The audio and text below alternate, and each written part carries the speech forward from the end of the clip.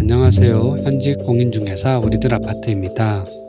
9월 초 걱정했던 역전세난이 장기화되는 모습입니다.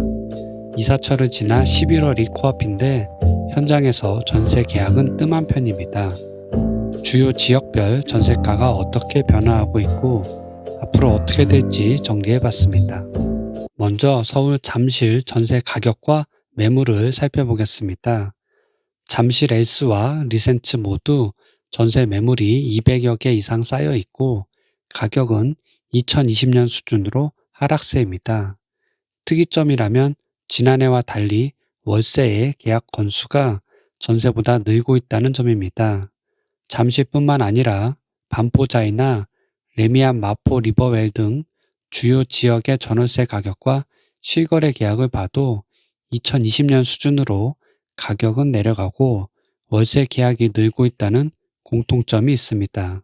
서울 전체를 봐도 4억 내외의 전세는 계약이 되고 있지만 7억 이상의 전세 계약은 줄어들고 반전세나 월세가 늘고 있습니다. 서울과 인접한 성남과 수원의 전세가 역시 2020년 수준으로 돌아가는 모습입니다. 2020년 7월 입주했던 산성역 포레스티아의 전세 가격이 입주 때 가격으로 돌아가는 모습인데요. 문제는 새로 입주하는 신흥역 하늘채 랜더스원과 이편한 세상 금빛 그랑 매종의 전월세 숫자가 늘고 가격도 하락세라는 점입니다. 이 경우 이전 고점에 전세 계약을 한 집이 만기 때 이사를 해야 한다면 역전세로 임대인이 임차인에게 전세 보증금을 돌려주기가 쉽지 않은 상황이 생길 수도 있습니다.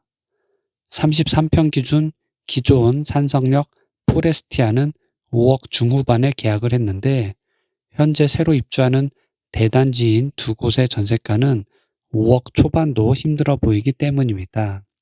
전세가가 1억 가까이 하락한 상황인데요. 워낙 두 단지의 매물이 쌓여 있는 상황이라 내년 초까지 이런 상황이 이어질 가능성이 커 보입니다. 수원의 힐스테이트 푸르지오 수원과 매교역 푸르지오 SK뷰 역시 주변 시세보다 낮은 가격에 전세입자를 구하려 하지만 쉽지 않은 상황입니다. 30평대 3억 초중반에 나온 매물들도 보이지만 계약이 쉽게 되지는 않는 모습입니다. 현재 두 단지의 매물수로 볼 때 이곳 역시 내년 초까지 전세 가격이 반등을 보이기는 쉽지 않아 보입니다. 매물이 급증해 전세 가격이 1억 중반까지 내렸던 검단 신도시 역시 아직도 1억 후반의 전세가 보입니다. 지난 9월부터 입주를 시작한 검단 신도시 2차 디에트르 더 힐의 경우 1억 8천의 전세 매물이 있고 주변 단지들의 전세가도 큰 차이가 없습니다. 검단 신도시는 23년과 24년 입주 예정 물량이 많기 때문에 향후 전세가가 상승세로 돌아서기까지는 좀 더 시간이 필요할 것 같습니다. 서울을 비롯해 경기도 주요 지역의 대단지 입주 물량이 쌓여가면서 구축과 그 주변의 전세 가격도 2020년 이전 수준으로 돌아가는 모양새입니다. 경기 광주 지역 전세가를 봐도 태전동이나 경기 광주역 주변 33평이 3억 초중반에 가까워지고 있습니다. 여기에 전세를 구하려는 임차인들보다는 월세나 반전세를 선호하는 분들이 더 늘고 있습니다. 방송이나 유튜브 등 다양한 곳에서 전세 사기나 역전세난으로 인한 분쟁 사고 등이 많이 나오면서 전세보다는 월세를 문의하는 분들이 늘고 있습니다. 또한 전세대출 이자가 7%를 돌파하면서 대출 이자에 대한 부담도 커졌습니다.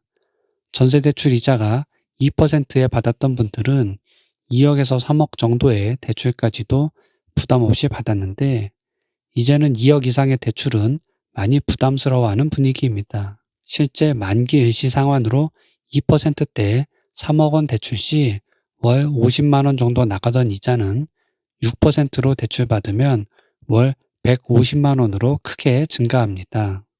최근에는 역전세난을 걱정해 어떻게든 가격을 맞춰 임차인을 구해달라는 임대인 분들이 크게 늘었습니다.